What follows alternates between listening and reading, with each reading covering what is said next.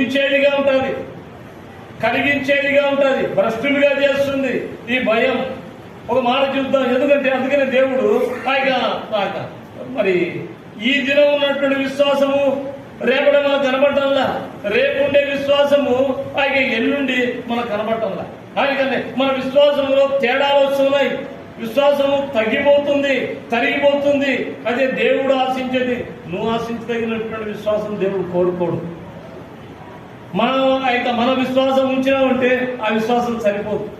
దేవుడు తన ఒక పరిమాణం ఉంటుంది, తన పరిమాణం ఎంత విశ్వాసము నీవు నేను కలిగి ఉండాలని దేవుడు మనం కోరుతూ వస్తున్నాడు. లేదా అలాంటి పరిమాణంలో ఉన్నటువంటి విశ్వాసం లేకున్నట్లయితే కలిగే నష్టాలేదో దేవుని యొక్క వాక్యంలో చూద్దాం దయచేసి. ఇప్పుడు మనం చూసే నష్టాలు ఎవరికంటే విశ్వాసులకు తండ్రి అని ఎవరు పిలువబడతారు? అబ్రహాం. ఈ అబ్రహాం గురించి దేవుని యొక్క వాక్యంలో చూద్దాం రండి. దేవుని యొక్క వాక్యం ఈ